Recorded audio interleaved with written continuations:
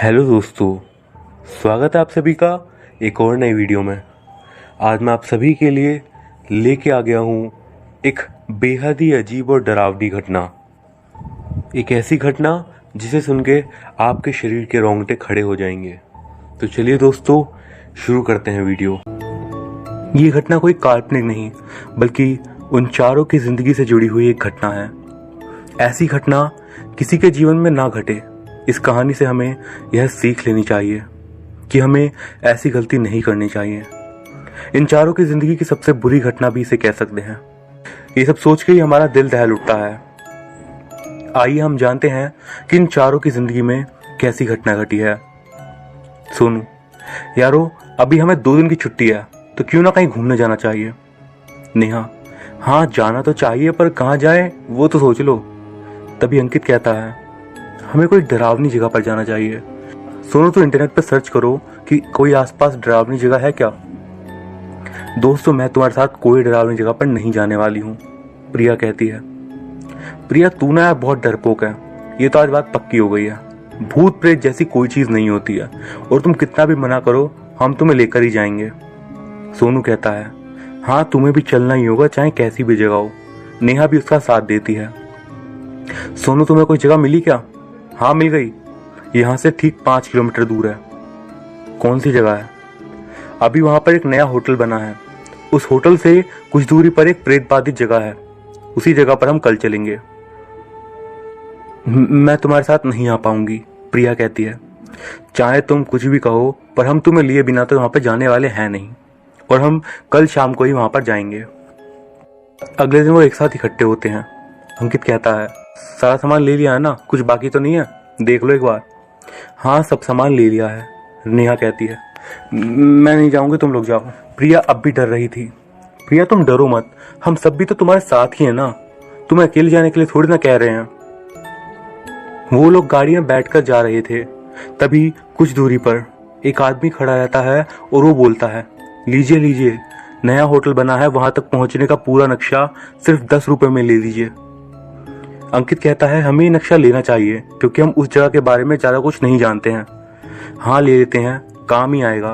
भैया ऐसा करो, एक नक्शा दे दो। नेहा कहती है, ये लीजिए मैडम, ये लो पैसे। दोस्तों मैं आ ही गई हूँ तो जल्दी चलो, 9 बजने ही वाले हैं। अंकित कहता है, मुझे लगता है कि रात 2 बजे तक होटल पहुंचते आएंगे हम लोग। वो चारों लोग खुशी से उस तरफ जाने लगे, लेकिन आधे रास्ते में ही इन चारों के साथ वो हुआ जिसके लिए ये लोग तैयार नहीं थे। नेहा कहती है, अंकित इस नक्शे में इधर 3 दिखाए गए हैं, हमें कौन से रास्ते से जाना चाहिए। अंकित कहता है, कौन सा रास्ता हमें जल्दी होटल पहुंचा सकता है। ये ईटी से बना रास्ता हमें जल्दी होटल पहुंचा देगा, क्योंकि इस उबड़ खाबड़ रास्ते से हमें 6 घंटे लग जाएंगे और इस सीधे रास्ते से तो हमें 8 घंटे लग जाएंगे।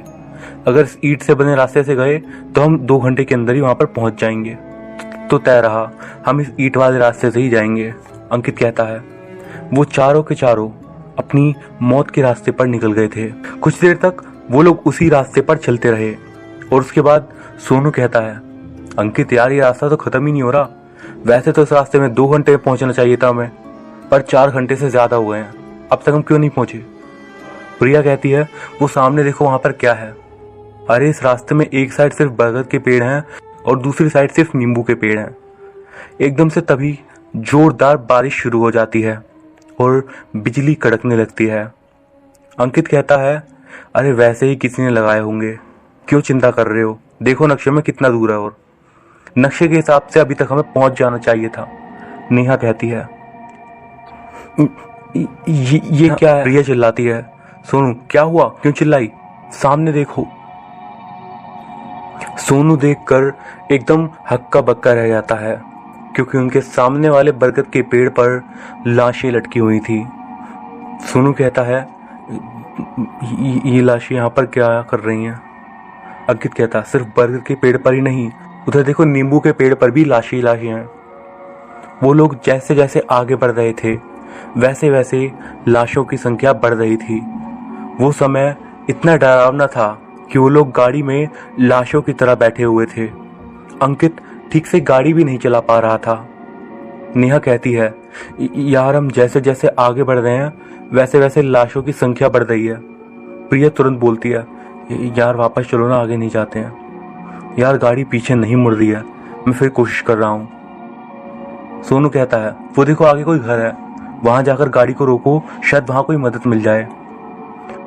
वहां घर देखकर गाड़ी रोकने के लिए सोनू ने कहा था, लेकिन उसे भी क्या पता था कि उसके साथ आगे क्या होने वाला है। कुछ ऐसा जिसके बारे में किसी ने सोचा भी नहीं था। फिर उन्होंने उस घर के सामने अपनी गाड़ी रोक ली। तब अंकित कहता है, यार ये घर के सामने गाड़ी रुक गई, पर पहले तो पीछे मुड़ ही नहीं रही थी। नेहा कहती है, चलो अभी उतरो और घर के अंदर जाकर मदद मांगते हैं। सोनू कहता है, ध्यान से देखो यार, ये तो वही होटल है, उधर बोर्ड देखो, यहीं पे तो हमें आना था।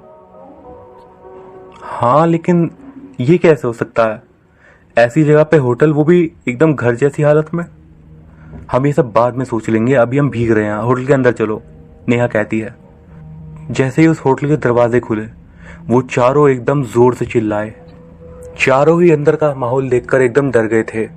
अंदर पूरे होटल में सिर्फ खून से लिपटे सफेद कपड़ों से ढकी लाशें ही लाशें थीं। उन लाशों के ऊपर एक काली बिल्ली बैठी हुई थी और उन लाशों में से कई सारी लाशें हवा में भी उड़ रही थी और आसपास से बेहद ही अजीब और डरावनी आवाजें आ रही थीं। ये चारों लोग इतना ज्यादा डर गए थे कि जैसे वो एकदम बर्फ की तरह एक ही जगह पर जम चुके थे। बहुत ही मुश्किल से वहां से वो चारों भागे, पर वो लोग गलती से होटल के पीछे भागने लगे और पीछे जाकर देखा तो वहां पर एक बहुत ही बड़ा कब्रिस्तान था और वहां बहुत सी लाशें सफेद कपड़े से ढकी हुई थीं। वो लोग वहां से गाड़ी की तरफ पीछे की ओर भागने लगे जहां पर गाड़ी खड़ी थी। वो जैसे ही वहां पर पहुंचे तो प्रिया एकदम जोर से चिल्लाई, गाड़ी कहाँ गई? हमने तो यहीं खड़ी करी थी ना, गाड़ी तो यहीं लगाई थी, लेकिन गई कहाँ ये नहीं पता चल रहा। अंकित कहता है, अभी गाड़ी को भूल जाओ और जान बचाकर भागो यहाँ से। वो लोग अपनी जान बचाकर उधर से भागने लगते हैं और कुछ दूर जाने के बाद उन्हें ऐसा लगता है कि कोई उनका पीछा कर रहा है और जब उनकी नजर पीछे देखती हैं तो वो एकदम डर जाते हैं, क्योंकि वो देखते हैं कि उनकी गाड़ी उन्हीं का पीछा कर रही थी। और सबसे ज्यादा डरावनी बात ये थी कि वो गाड़ी अपने आप चल रही थी, उसमें कोई भी ड्राइवर नहीं था। उसे देखकर वो चारों ही बहुत ज्यादा डर गए थे और एकदम तेज भागने लगे थे। गाड़ी इधर उनका पीछा करते हुए उनके एकदम सामने की तरफ आ गई थी और फिर प्रिया जोर से चिल्लाती है। सोनू कहता है, ध्यान से देखो, उस गाड़ी के शीशे पे खून से कुछ लिखा हुआ है, पढ़ो उसे क्या लिखा है। अंकित कहता है, गाड़ी में बैठकर भाग जाओ नहीं तो मारे जाओगे। अंकित चिल्लाता है। वो लोग डरे थे और गाड़ी पे लिखा हुआ पढ़ के वो और डर गए और वो लोग अपनी जान बचाने के लिए गाड़ी में बैठकर गाड़ी को फुल स्पीड में वहां से ले जाने लगे। और ऐसे ही ले जाते उन्हें सुबह के 4 बज गए। सुबह वो 3 रास्ते वाली सड़क उन्हें मिल गई और फिर वो थोड़ा आगे गए और उसके बाद उन्होंने वहां से जब गाड़ी से उतर के नीचे देखा तब वो एकदम से चौंक गए। वो सभी लोग देखते हैं कि उस जगह पर अब सिर्फ एक ही रास्ता था, जबकि अभी अभी वो दूसरे रास्ते से उधर से आए थे। प्रिया एकदम हैरानी के साथ कहती है, बाकी के दोनों रास्ते किधर गए? अभी तो यहीं पे थे। सोनू कहता है, क्या हम सपना देख रहे थे या फिर वो सब सच था? सोनू कहता है, पता नहीं, यहाँ कोई मिलेगा शायद उससे पूछते हैं। वो देखो सामने ट्रक आ रहा है, उसी से पूछते हैं। अंकित कहता है, वो देखो हमारी गाड़ी के शीशे पर जो लिखा हुआ था वो भी कहीं गायब हो गया है। नेहा चिल्लाती है, ये सब हमारे साथ क्या हो रहा है? चलो उसे रुकवाकर उससे पूछते हैं। रुको भैया रुको, 1 मिनट जरा सुनिए। भैया क्या आप इस रास्ते से डेली आते हो क्या? ड्राइवर, हाँ साहब, हम यहाँ रोज सुबह 4:30 बजे आते हैं। तो आपने क्या कभी यहाँ पर 2 रास्ते देखे हैं क्या? नहीं साहब, हमने तो यहाँ पर हमेशा एक ही रास्ता देखा है और रास्ते रात भर में थोड़ी ना बन जाते हैं। तो आपको पता है क्या कि यहाँ पर 5 स्टार होटल कहाँ पर है? हाँ जी, यहाँ से सीधे 5 किलोमीटर जाने पर आपको 5 स्टार होटल मिल जाएगा। अभी हमें उस होटल पे जाकर पता करना चाहिए। नेहा कहती है, नहीं यार, अब हमें घर जाना चाहिए। नहीं, हम होटल जाकर होटल वालों को ये बात बताएंगे, जल्दी चलो।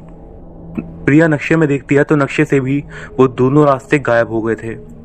इस सब बात का पता अब होटल जाकर ही पता लगेगा। अंकित कहता है, वो चारों गाड़ी में बैठकर चले जाते हैं। साथ में वो दाएं बाएं दोनों तरफ देखते हुए जा रहे थे कि वो दो रास्ते कहीं इधर कहीं तो नहीं मिल गए, ताकि वो होटल मालिक को आकर दिखा सकें। उसके बाद वो चारों होटल पहुंच जाते हैं। अंकित कहता है, देखो यही है वो होटल, चलो होटल के ओनर से बात करते हैं। ये सभी लोग होटल के अंदर जाते हैं और वहां पर होटल की ओपनिंग डेट देखकर वो सभी लोग बुरी तरीके से चौंक जाते हैं। यार ये होटल तो 1 महीने पहले बनी थी ना, पर यहाँ पे स्थापना दिनांक तो कुछ और ही लग रही है। ये होटल 4 साल पुराना है इस हिसाब से। इसके हिसाब से ये होटल 2010 में बनाया गया था और अभी 2014 चल रहा है। इस सच के बारे में तो हमें होटल का मालिक ही बता सकता है। तभी वहां पर होटल का मालिक आता है। आइए आप लोगों का हमारे होटल में स्वागत है, चौहान कहता है। स्वागत बाद में कीजिएगा, पहले हमें ये बताइए, जब हम आपके होटल में आ रहे थे तभी हमारे साथ ऐसी घटना घटी है जो हम कभी सोच भी नहीं सकते थे। इंटरनेट पर हमने देखा कि आपका होटल 2 हफ्ते पहले बना है, पर यहाँ पता चला कि आपका होटल 4 साल पुराना है और यहाँ पर आपके अलावा और कोई भी नहीं है। ऐसा क्यों? ये सब हम बाद में बता देंगे। पहले आप लोग बताइए, रास्ते में आपके साथ क्या घटना घटी है। चारों ने सब कुछ बता दिया। उसके बाद होटल का मालिक कहता है, ये तो बहुत डरावनी घटना है, सच में ये सब आपके साथ हुआ है ना? अंकित कहता है, नहीं तो हम झूठ बोल रहे हैं ना, यह सब सच है। आप अब बताइए, 2 हफ्ते वाला होटल 4 साल पुराना कैसे है और यहाँ आपके अलावा और कोई क्यों नहीं है? लगता है उसने अपना काम करना शुरू कर दिया है। चौहान बहुत ही अजीब तरीके से कहता है कि क्या कह रहे हो, किसने अपना काम करना शुरू कर दिया है? वह गुड्डा सज्जन सिंह। उसने मुझे धमकी दी है, अगर 1 महीने में मैंने ये होटल उसके नाम नहीं किया तो वो मेरा होटल जबरदस्ती छीन लेगा और मुझे मार डालेगा। तो आप पुलिस को कंप्लेन क्यों नहीं करते?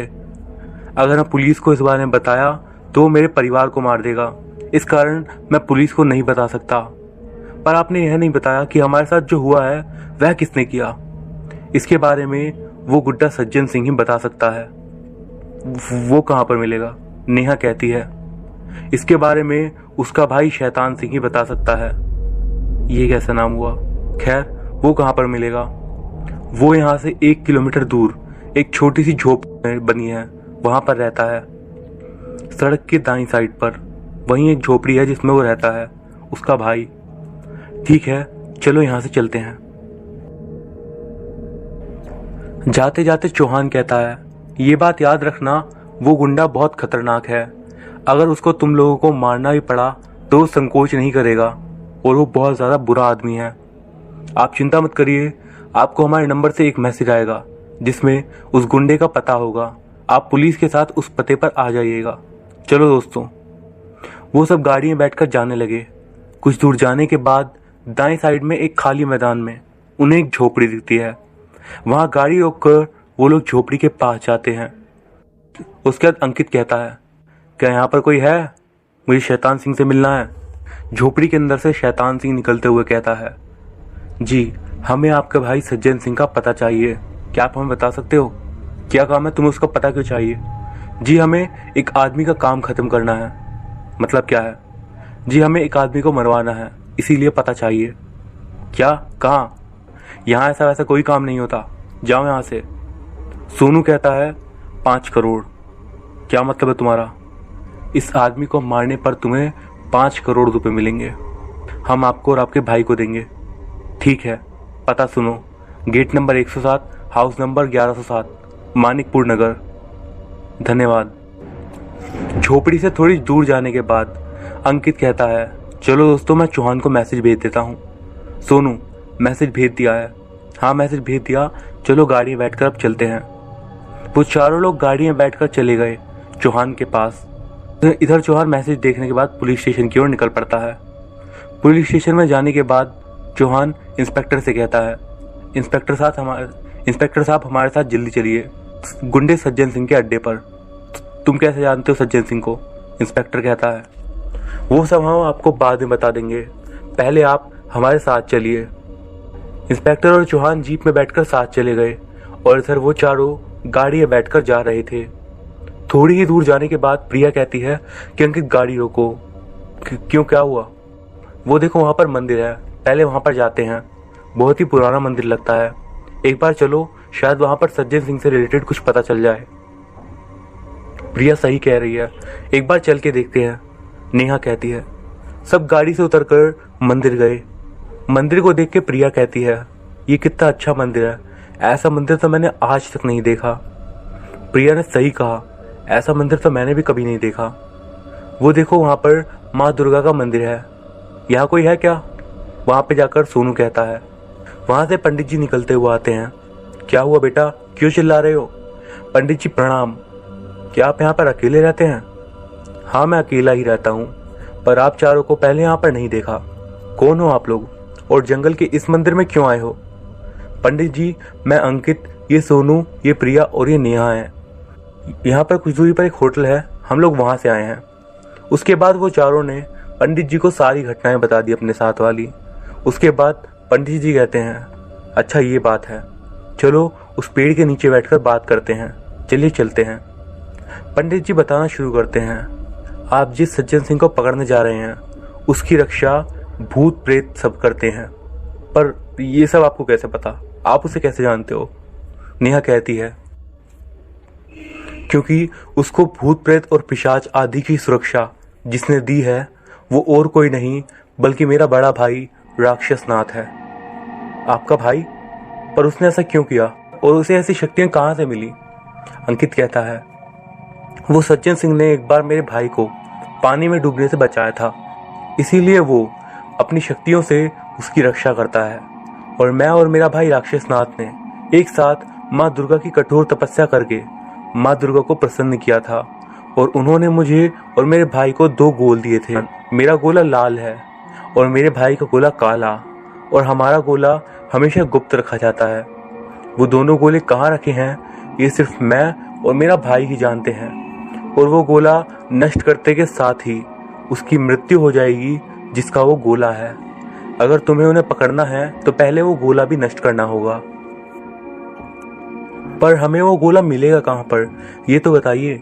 प्रिया कहती है, वो गोला कब्रिस्तान के बीच में मिलेगा, पर जैसे जैसे तुम लोग आगे बढ़ोगे तुमसे 3 पहेली पूछी जाएगी। अगर सही जवाब दे दिया तो ठीक है, वरना तुम्हारा एक साथ ही गायब हो जाएगा। फिर वो गोला नष्ट करने पर ही तुम्हारा साथ ही तुम्हें वापस मिलेगा। अगर हमने तीनों पहेली का जवाब सही दे दिया तो तुम्हें वो गोला नष्ट करने के लिए मिल जाएगा, और अगर हमने वो तीनों पहेलियों के जवाब गलत दिए तब क्या होगा? अंकित कहता है, तब जो गलत जवाब देगा वो गायब हो जाएगा। अगर हम चारों जाएं और 3 गायब हो जाएं तो क्या चौथा गोला नष्ट कर पाएगा? हाँ, क्योंकि चौथे को सारे जवाब पता रहेंगे, इसलिए वो उस गोले को नष्ट कर पाएगा। पर तुम में से जो भी वो गोला नष्ट करेगा उसे ये बात ध्यान रखनी होगी कि वो माँ दुर्गा के हाथ में जो तलवार देख रहा है उससे ही गोले को नष्ट करना होगा, नहीं तो कोई और चीज से गोला नष्ट किया तो चौथा भी गायब हो जाएगा। ये लो ये तलवार, पर याद रखना उस कब्रिस्तान से जिंदा लौटना बहुत ही ज्यादा मुश्किल है। क्यों, ऐसी क्या बात है? अगर वहां पर कोई अकेला आदमी गोला नष्ट करने गया तो उसे बहुत डराया जा सकता है, इसीलिए मैंने कहा कि उस कब्रिस्तान में कोई अकेला आदमी नहीं जाना चाहिए। जाओ, सफल होकर ही लौटना। कब्रिस्तान यहाँ से 1 किलोमीटर आगे है, आगे से दाएं मुड़ जाना, वहीं पर तुम्हें कब्रिस्तान मिल जाएगा। धन्यवाद पंडित जी, अब हम चलते हैं। सोनू, तुम चौहान को फोन करके कह दो जब तक हम ना कहें तब तक वो सज्जन सिंह के घर पर ना जाए। ठीक है, मैं अभी कॉल कर देता हूँ। हेलो चौहान जी, आप कहाँ पहुंचे? चौहान बोलता है, बस हम सज्जन सिंह के घर से थोड़ी दूर पर ही हैं, हम वहां पहुंच रहे हैं। चौहान कहता है, अभी आप वहीं रुक जाइए, उससे आगे जाना खतरनाक हो सकता है। पर अब हम यहाँ पर कैसे रुकें? सोनू ने चौहान को सब बता दिया। उसके बाद चौहान कहता है, ठीक है, आप लोग वहां जाओ, हम लोग यहीं रुकते हैं। ठीक है इंस्पेक्टर साहब, अभी नहीं, थोड़ी देर तक रुकना होगा। ठीक है, यहीं पर रुकते हैं। अंकित बोलता है, सोनू चौहान को बोल दिया ना? हाँ मैंने बोल दिया है, अब हमें वहां पर जाना है। हाँ, वो तलवार किसके पास है? वो तलवार मेरे पास है, प्रिया कहती है। ठीक है फिर चलो। चारों गाड़ियां बैठकर चलते जाते हैं और अब तक आधी रात हो गई थी। उसके बाद सोनू कहता है, पंडित जी ने कहा था कि यहाँ से दाएं मुड़ने के बाद सामने कब्रिस्तान दिखेगा। हाँ, पंडित जी ने ऐसा ही कहा था, दाएं मोड़ लो। अंकित कहता है, पंडित जी के अनुसार यहीं पर कब्रिस्तान होना चाहिए, लेकिन यहाँ पर तो ये लकड़ी का बहुत पुराना दरवाज़ा है। गाड़ी से उतरकर थोड़ी दूर जाकर देखते हैं चलो, नेहा कहती है। गाड़ी से उतरकर वो लोग देखने लगते हैं। प्रिया कहती है कि जैसे जैसे हम लोग आगे बढ़ रहे हैं वैसे वैसे अंधेरा और ज़्यादा अजीब सा होता जा रहा है। तभी उनके सामने एक दरवाज़ा आता है। उसके ऊपर एक अजीब सी माला लटकी थी और उसमें से एक अजीब सी रोशनी निकल रही थी। उसके बाद सोनू कहता है, वो माला देखो, हम वहाँ चलते हैं। प्रिया मुझे तलवार दो, इस माला को काटने की कोशिश करता हूँ मैं। ये लो। अंकित ने तलवार लेकर उस माला के ऊपर फेंकी, वह माला टूट गई। उसके बाद अंकित कहता है, माला टूट गई है लेकिन कुछ हुआ ही नहीं। ये लो प्रिया, तलवार रखो। जैसे ही वो लोग पीछे मुड़कर देखते हैं तो उनकी तरफ एक अजीब सी रोशनी बहुत तेजी से आते हुए दिखाई देती है, जिसे देखकर वो बहुत ज़्यादा डर जाते हैं। जब तक वो वहां से भाग पाते वो रोशनी उनके आर पार चली जाती है। सब मिलकर एकदम जोर से चिल्लाते हैं। जैसे ही उन सब की आंखें खुलती हैं उनके सामने एक बहुत बड़ा कब्रिस्तान था। अपनी आंखों के सामने वो लोग एक बहुत बड़ा कब्रिस्तान देखते हैं। प्रिया एक बार फिर से चिल्लाती है। क्या हुआ, क्यों चिल्लाई? नेहा कहती है, जरा अपने आसपास तो देखो, ये क्या है? ये कौन सा कब्रिस्तान है? यहाँ लाशें सफेद कपड़े ओढ़े के चल रही हैं। ये पूरे कब्रिस्तान में लाशें क्यों चल रही हैं? नेहा एकदम डरते हुए कहती है। वो चारों लोग बहुत ज्यादा डर गए थे। एक मिनट के लिए तो वो सब सोचने लगे कि हम लोग यहाँ पर क्यों आए हैं। ये भूलकर वो चारों भागने के लिए पीछे मुड़े। तभी अचानक उनके सामने एकदम डरावनी और भयावह आत्मा आ जाती है और उसे देखकर वो पहले से भी ज्यादा डर जाते हैं। वो जैसे एक ही जगह पर जम जाते हैं और उस आत्मा की आवाज बहुत ही ज्यादा भारी और डरावनी होती है। वो आत्मा कहती है, भाग कहाँ रहे हो? मुझे बुलाए हो तो मेरी 3 पहेली का जवाब दो, नहीं तो मारे जाओगे। हर पहेली का जवाब जानने के लिए मैं 5 मिनट के बाद आऊंगा। ये तो बहुत कम समय है, इतने कम समय में इसका उत्तर देना बहुत ही मुश्किल है। अंकित कहता है, मैं वो सब कुछ भी नहीं जानता। मेरी 3 पहेली का जवाब दो, नहीं तो मारे जाओगे। अब मेरी पहली पहेली सुनो। जहां खौफ का हो हमेशा डेरा, वो कब्रिस्तान और नहीं है और ना ही है वो गांव। जल्दी से जवाब सोच के रखना, नहीं तो मैं तुम्हारे एक साथी को लेकर चला जाऊंगा। तुम लोगों के पास बस 5 मिनट हैं। अब क्या करें? इतनी सारी आत्माएं और लाशों के बीच इस पहेली का जवाब कैसे सोचें? कुछ समझ नहीं आ रहा है। नेहा कहती है, प्रिया कहाँ गई? वो तुम्हारे साथ ही थी ना। सब अपने आसपास देखते हैं तो सोनू को प्रिया बेहोश दिखाई देती है। उसके बाद सोनू कहता है, अंकित वो वहाँ बेहोश पड़ी है, जल्दी चलो, शायद वहाँ इतनी सारी लाशें और आत्माएं देखकर वो बेहोश हो गई होगी। हमें इसे होश में लाने के लिए पानी देना चाहिए इसे। यहाँ पानी कहाँ मिलेगा? इस तलवार से शायद कुछ मदद मिल जाए, इसे जमीन पर मार कर देखते हैं। नेहा कहती है, अंकित ने तलवार को जमीन पर मारा तो पता नहीं कैसे वहां से पानी निकलने लगा। फिर थोड़ा पानी लेकर प्रिया के चेहरे पर डाला गया और उसके बाद नेहा कहती है, मुझे लगता है कि अभी बिल्कुल ठीक है। आप लोग भी इसकी पहेली का उत्तर सोच के रखिए।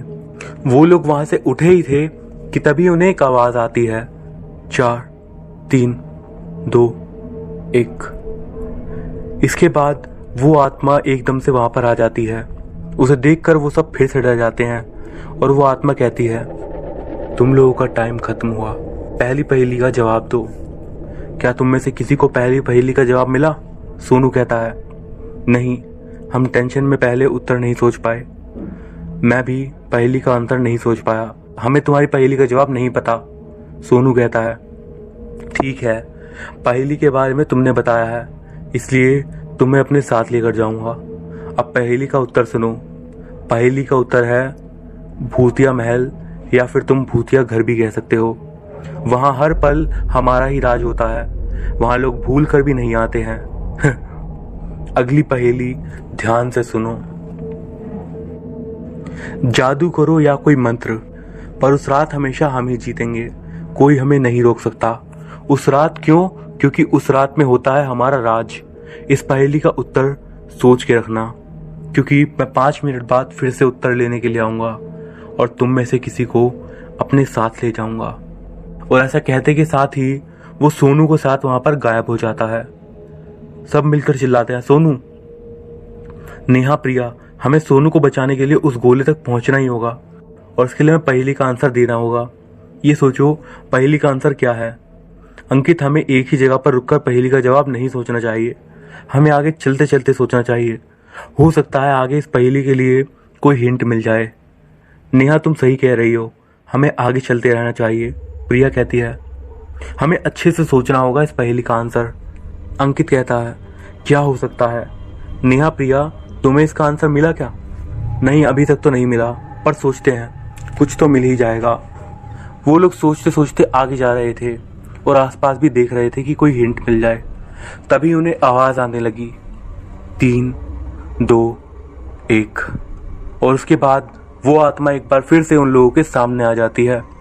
नेहा कहती है, अंकित, प्रिया, वो फिर से उस पहेली का आंसर जानने आ गया है, अब क्या करें? अगर सही उत्तर नहीं दिया तो ये सोनू की तरह हम में से किसी को और ले जाएगा। मुझे उम्मीद है कि तुम लोगों को पहेली का आंसर मिल गया होगा, नहीं तो तुम में से कोई मेरे साथ चलेगा। वो आत्मा कहती है, हमने पूरी कोशिश की लेकिन हमें पहेली का उत्तर नहीं मिल पाया, हमें उत्तर नहीं पता है। मेरी पहेली का उत्तर है अमावस्या की रात। ये वही रात है जिसके आते ही सारी काली शक्तियाँ सबसे ज़्यादा शक्तिशाली हो जाती हैं। तुमने पहेली के बारे में बताया है, इसी वजह से तुम मेरे साथ चलोगी। तुम दोनों मेरी अगली पहेली ध्यान से सुनो। हम कौन कौन से रूप में रहते हैं, जल्दी सोच के रखना और बताना। मैं 5 मिनट बाद फिर से आऊँगा। चलता हूँ तुम्हारे इस साथी को लेकर। अंकित कहता है, प्रिया, अब हम इस पहेली का उत्तर कहाँ से ढूंढे? हम दोनों से जहाँ तक हो सकेगा वहाँ तक ढूंढेंगे, सोचने की कोशिश करो। ठीक है प्रिया। दोनों आगे चलते चलते सोचते जा रहे थे। इसके बाद प्रिया कहती है, हम पहेली का उत्तर कैसे ढूंढे? मुझे भी कुछ समझ में नहीं आ रहा है, क्या करें? कुछ तो करना ही होगा, कैसे भी पहेली का उत्तर ढूंढना होगा, वरना फिर हमारे साथी उस आत्मा की जाल में फंसे ही हुए हैं, हम भी फंस जाएंगे। तभी फिर से आवाज़ आती है, लगता है वो आत्मा वापस आ रही है। और उसके बाद वो आत्मा एकदम से सामने आती है और पूछती है, जल्दी से मेरी पहेली का उत्तर बताओ। हमने पूरी कोशिश की पर पहेली का उत्तर हमें नहीं पता, तो तुम मेरे साथ चलो। इस पहेली का उत्तर है भूत, प्रेत और पिशाच। फिर वो आत्मा अंकित को लेकर वहाँ से गायब हो जाती है और उसके बाद प्रिया अकेले बचती है। मुझे अकेले यहाँ पर डर लग रहा है, पर मुझे अपने साथियों को बचाना ही होगा। तुम्हें मेरी पहेली का उत्तर मालूम है, इस कारण तुम मेरी चुनौती को पूरा करो। तुम यहाँ से सीधा कुछ दूर पर जाओगी तो तुम्हें पहली चुनौती मिलेगी। प्रिया उस आत्मा के डरते हुए आगे जाती है। उसके बाद वो आत्मा कहती है, रुक जाओ, तुम्हें इस नाव से यहाँ से कुछ दूरी पर बनी खून की नदी को पार करना होगा। इस नाव में एक छेद है जिसके कारण इसमें खून भरने लगेगा और तुम्हें इसी नाव से नदी को पार करना होगा। जाओ। और फिर वो आत्मा वहाँ से गायब हो जाती है। उसके बाद प्रिया, जो कि वैसे ही भूतों से बहुत डरती थी, उसकी हिम्मत ही नहीं होती है कि उन नाव के साथ उस खून भरी नदी को पार करे, तो वो वहीं उस नाव में बैठ जाती है। और कुछ देर तक उस नाव में बैठी रहने के बाद अचानक से उसका मोबाइल बजने लगता है। वो डरते हुए उस नाव से उतर जाती है, लेकिन उसका मोबाइल नाव में ही गिर जाता है। मोबाइल उठाकर वो उससे बात करने लगती है, पर डर के कारण वो ठीक से बोल भी नहीं पा रही थी। उधर फोन पर चौहान बोलता है, हेलो प्रिया मैडम, क्या हम उस गुंडे के घर जा सकते हैं? इंस्पेक्टर साहब उसे जल्दी से यहाँ से ले जाना चाहते हैं, क्या हम जा सकते हैं? चौहान, अभी नहीं, मैं आपको फ़ोन कर दूंगी। जी ठीक है प्रिया मैम। प्रिया हिम्मत करके उस नाव को धक्के मारते हुए उस खून से भरी नदी तक पहुंच चुकी थी और वो खून से बनी नदी में नाव को ढकेल लेती है। उसके बाद प्रिया नाव में बैठकर नदी के दूसरे किनारे तक जाने लगती है। नदी के बीच में जाते ही उस नाव के अंदर खून भरने लगता है और उसके बाद प्रिया एकदम चौंकते हुए खुद से कहती है, नाव में खून भरने लगा है, मुझे जल्दी करना होगा, नहीं तो नाव के साथ साथ इस खून के अंदर मैं भी डूब जाऊंगी। और फिर प्रिया तेजी से नाव चलाने लगती है वो हिम्मत करते हुए नाव के साथ दूसरे किनारे से थोड़ी दूर तक पहुंच जाती है। नाव में खून भरने के कारण नाव अब डूबने लगती है। फिर प्रिया पूरी हिम्मत से नदी के दूसरे किनारे पर कूद जाती है और नाव डूब जाती है। प्रिया कहती है, अच्छा हुआ मैं समय रहते कूद गई, नहीं तो नाव के साथ मैं भी चली जाती। तभी वहां पर वो आत्मा फिर से आ जाती है और वो कहती है, तो तुम उससे बच गई, पर अगली चुनौती पूरा करो। अब तुम्हें उस गोले तक पहुंचने के लिए यहां से जाना होगा, पर एक बात का ध्यान रखना, ये लाशें तुम्हें पकड़ ना लें। अगर किसी लाश ने तुम्हें पकड़ लिया तो वो तुम्हें मार डालेगी। फिर वो आत्मा वहां से एक बार फिर से गायब हो जाती है। अब क्या करूं कि कैसे भी उस गोले तक पहुंचना होगा। तभी प्रिया को याद आता है कि वो तलवार उसी के पास है। हाँ, ये ठीक रहेगा, जो भी लाश मुझे पकड़ने आएगी इस तलवार से मैं उसे काट डालूंगी। फिर प्रिया गोले की तरफ चलती जाती है और उसे जो भी लाश पकड़ने के लिए आती है वो उसे बहुत ही हिम्मत के साथ काट देती है। काफी मुश्किल से वो उस गोले तक पहुंच जाती है और उसके बाद प्रिया कहती है, इससे पहले कोई और चुनौती या पहेली आए, मैं इस गोले को खत्म कर देती हूँ। प्रिया अपनी तलवार से उस गोले पर जोर से मारती है। उसके बाद एक जोर से चिल्लाने की आवाज आती है और फिर वहां पर एक जोरदार धमाका होता है और चारों तरफ अजीब सी रोशनी छा जाती है। प्रिया बेहोश हो जाती है और जब उसकी होश आती है और वो अपनी आंखें खोल के देखती है तो पाती है तो कि उसके आसपास एक बहुत ही सुंदर बगीचा बन गया था और उसके सारे दोस्त उसके सामने थे। और फिर वहां पर वो पंडित जी आ जाते हैं। वाह पुत्री, तुमने हिम्मत नहीं हारी और उन सारी काली शक्तियों को नष्ट कर डाला। तभी वहां पर चौहान भी आ जाता है। आप लोग बहुत बहादुर हैं। अरे आप तो इंस्पेक्टर साहब के साथ सज्जन सिंह के घर पे थे ना? हाँ, पर अचानक सब कुछ गायब हो गया तो हमें लगा कि गोला नष्ट हो गया है। इसके बाद इंस्पेक्टर साहब इसे पकड़ लिए और हम लोग यहाँ पर आ गए। तो ये है सज्जन सिंह, इसका नाम है सज्जन सिंह, काम शैतान का करता है। मैं भारत सरकार से बात करके ये हिम्मत और बहादुरी वाले काम के लिए आप लोगों को इनाम दिलवाऊंगा। मुबारक हो, आप लोग अपने मिशन में सफल हुए, इंस्पेक्टर कहता है। पंडित जी, ये तलवार लेते हुए जाइए। प्रिया कहती है, ओह मैं तो भूल ही गया था। उसके बाद पंडित जी उस तलवार को लेते हैं और वहां से चले जाते हैं। इस घटना के तकरीबन एक सप्ताह बाद उन चारों को इस काम के लिए सम्मानित किया गया था और इसी के साथ ये घटना समाप्त होती है।